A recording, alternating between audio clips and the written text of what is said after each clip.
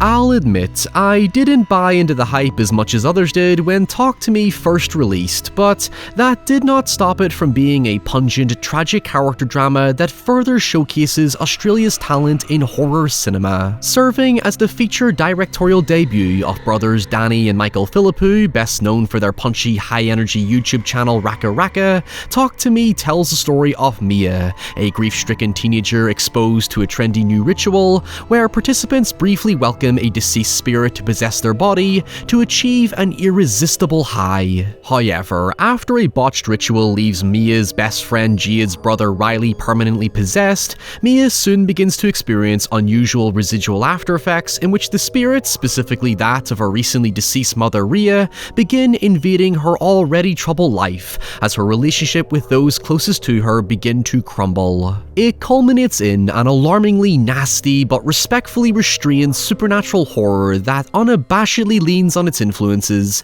from the locally made The Babadook to The Exorcist to Evil Dead, which the Philippou brothers are more than happy to be compared to. Whether you liked it or not, Talk to Me was one of 2023's most talked about horror films, and has undoubtedly left a mark on what has been a fairly okay year for the genre, so let's see what the crack is that makes it so special.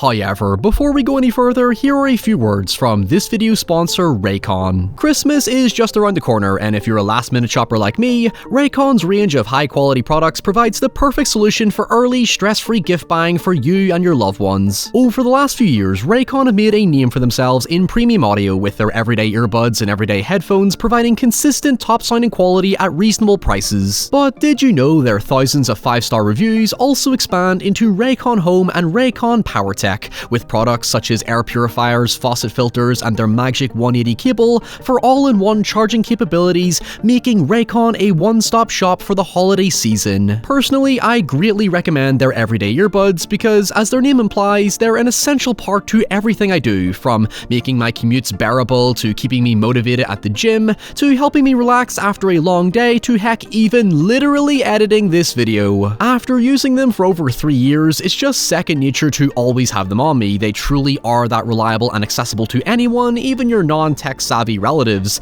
And if you find they're not for you, Raycon even offer a 30-day satisfaction guarantee, so there's nothing to lose. Raycon is having their early Black Friday sale across their entire site with 20% off everything and select products being up to 50% off, so why not put an end to the hassle and misery of gift buying by going to buyraycon.com/Ryan to get 20 to 50% off site-wide, as there's something for everyone. And hey, it's also the perfect gift for me because you'll also be supporting my channel.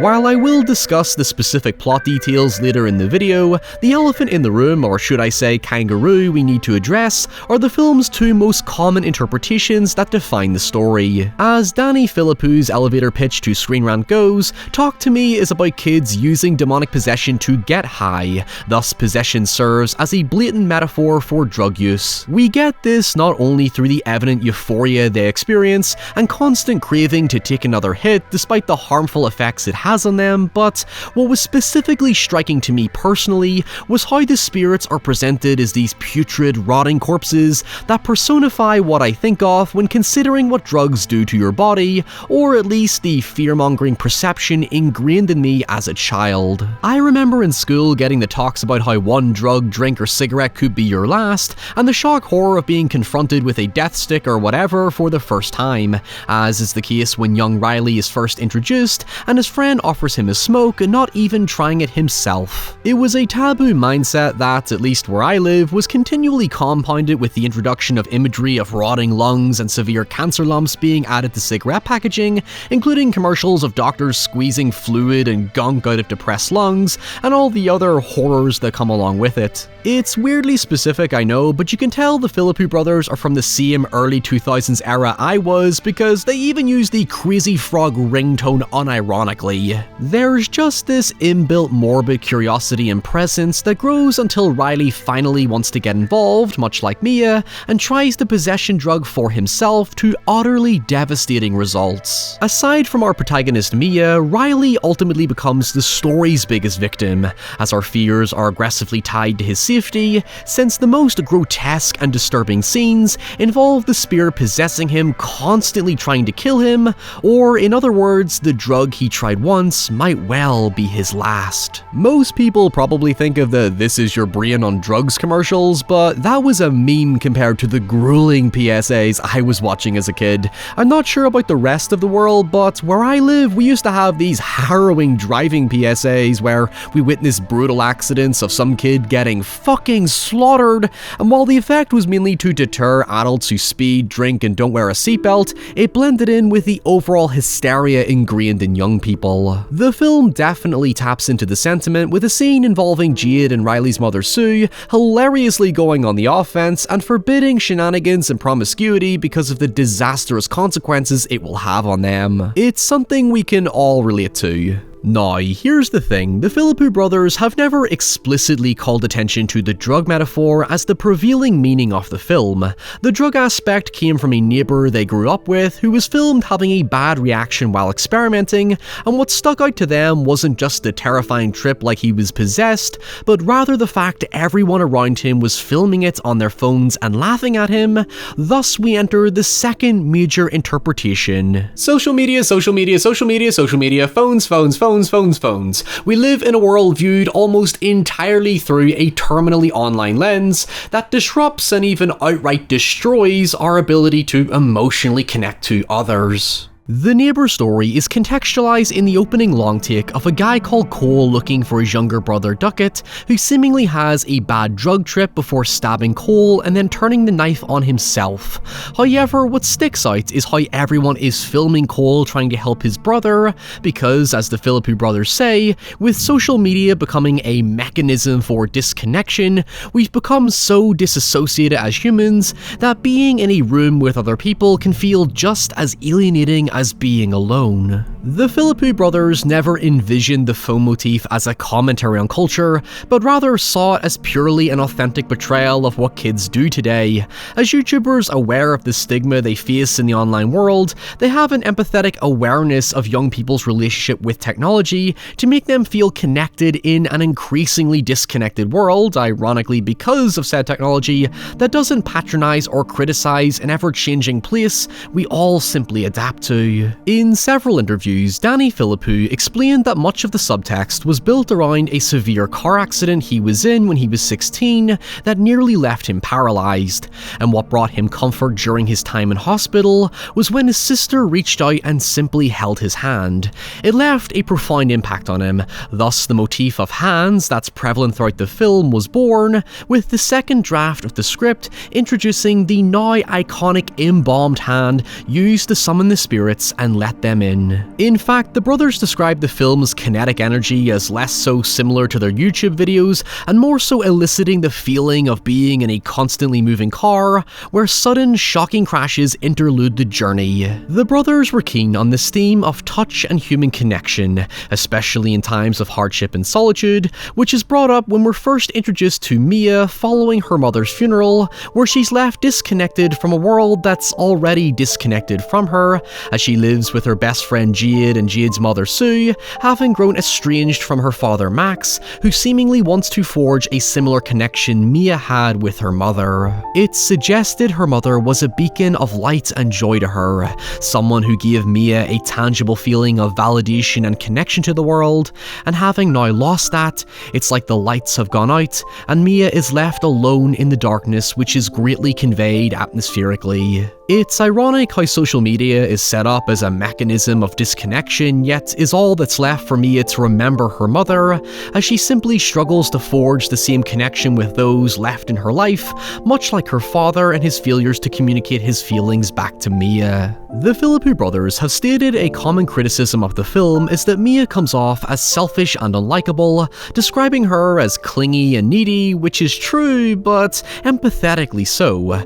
Mia is surrounded by people people constantly, but never feels part of the circle. She lacks companionship, and it festers into a desperation to be noticed, which she obtains when in the company of Haley and Joss, who introduce the group to the possession ritual. It's at this point we see what Danny means when he says there's something dark about the thirst for attention. Mia craves the validation her mother once gave her. She's dependent on it more than any drug could possibly give her, but it's through her newfound social acceptance following the willingness to embrace the drug without resistance, i.e. the possession, that she manifests her own downfall. I actually think the film deals with peer pressure more than anything else. Mia is initially rejected, but then made to feel welcome when she becomes the cool kid of the party after doing drugs, which parallels with DivKid, whose brother Cole rebukes Joss and Haley for taking advantage of him and leaving the cursed drug in his possession. In his words, DivKid let those people in and they messed with his head.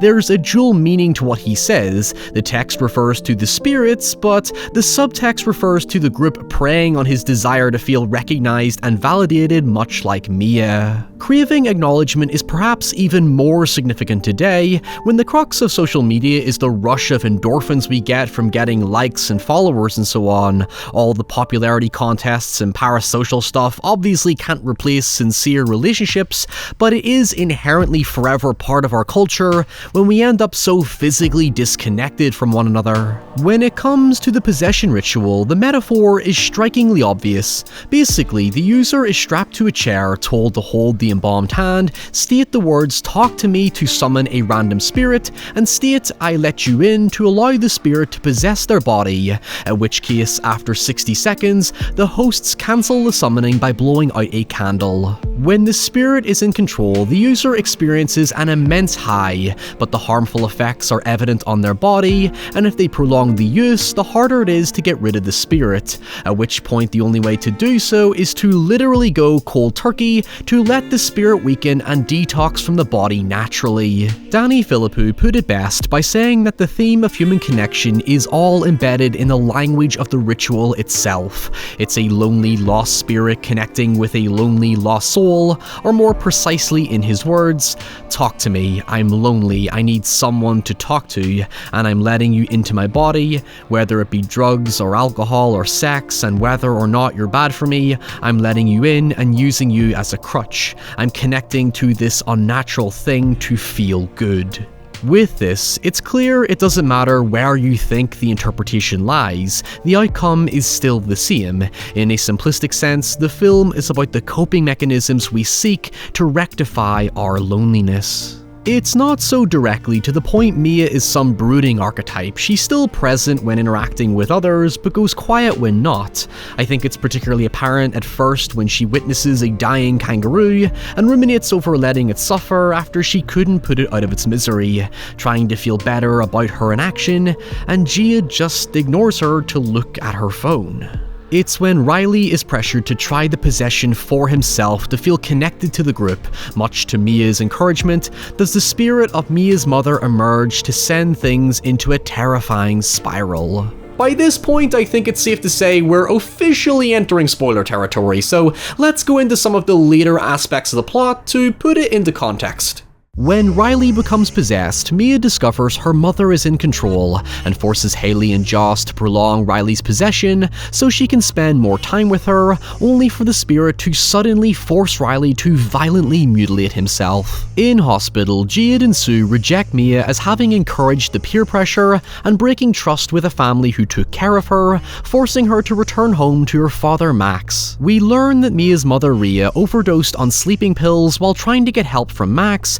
who couldn't hear her calls after changing her mind, with Max withholding a note from Rhea, revealing that she was suffering from overwhelming hopelessness, but masked it behind a smile for the sake of her own daughter. We could go into themes of hereditary mental illness to explain Mia's contentious behaviour from the beginning, especially given the Philippou brothers were big Ari Aster fans who tackled the topic in his own possession film, but what's significant is Mia lapsing further and further into the drug to communicate communicate with her mother to cope with her loneliness. What's especially fascinating, although deeply sinister, about mirroring the possession with the dangerous effects of drugs is that it's never explicitly clear what the spirit's motive is. The origins of the hand are completely ambiguous. The brothers say they have an extensive lore bible to explain it, but prefer to only smartly sprinkle in tidbits of information to sustain mystery and intrigue, which is also perfectly fitting to the context of teenagers embracing new viral trends that seem to emerge out of nowhere. For example, it got me thinking of the cinnamon challenge from my era and that other one where people dared each other to eat fucking washing tablets or something, you know, just weird dangerous shit teenagers come up with for street cred. The idea that we live in a world where possession rituals are an accepted fad is humorously appropriate to the culture the story is built around. All we learn from Joss is that the embalmed hand is supposedly from a medium who could contact the dead, while Haley believes it's rumored to be the hand of a Satanist, which the brothers have suggested are both technically correct assumptions. The satanic bit stands out in particular because we slowly start to learn that the spirits are really just evil fuckers masked in tragedy, because they're trapped in a perpetual purgatory and looking for a vessel to consume to overcome their own suffering, it seems. Mia even gets visions of Riley being tormented by the spirits and desperately tries to help him, but like I said, Cole explains that it works like a drug, where the only way to get out of it is to go cold turkey and let the spirit detox out of his system, which it eventually does, but not before things naturally get worse. The drug eventually feeds on Mia's innocence as the spirit of her mother manipulates her into paranoia and delusion, to the point she thinks her own father is against her and attacks him similar to what Duckett did to Cole, becoming convinced the only way to save Riley is to simply end his suffering. Now, this is where most people might disagree with me. I think it could have been much clearer with the intent of the climax, because we don't get much screen time between Mia and her father to truly understand the stream between them, and the decision to kill Riley feels forced for dramatic purposes, unless the intent is to thematically reinforce the overpowering wickedness of your inner demons, so to speak. It does call back to the injured kangaroo again, with some obvious foreshadowing of wanting to put the suffering creature out of its misery, but upon realizing she's being deceived by the spirits, Mia instead jumps in front of traffic, ending her own life and awakening in the same purgatory that calls upon her as the circle continues. You could say I appreciate the ending stylistically, but like Smile, it's too telegraphed for the sake of a shock ending rather than giving closure to all this character and thematic build-up that the film leans so heavily on. I understand the scene resonates heavily with Danny Philippou on a deeply personal level because of his own accident and what could have happened to him, but besides mirroring the introduction, I personally find the ending incomplete. I'm going to assume the point of it, given everything we've talked about, is that Mia's addiction gets so bad that her own demons win in the end because she couldn't overcome her grief, loneliness, despair, and guilt, similar to that of her mother, thus the factor of it being partially hereditary. However, given how much the Philippou brothers lean on The Exorcist as a major influence, assuming they're paying homage to that film's conclusion, is it suggesting that Mia is like Father Karras and sacrificing herself to the demons so Riley can be freed? If so, the way I look at it is that she does it not because of some sacrificial or noble intention, but because the demons say so, which, when you put it that way, makes for an incredibly bleak subtext. Of course, if you agree, disagree, have an opposing opinion, or an entirely different interpretation, please tell me about it in the comments below, and thank you so much for watching. For the next video, all you need to know is that if you're not into physical, emotional support because you're scared, the next one will leave you pretty lyrically disturbed, let's say. Until then, stay safe, and I'll see you all soon. Bye.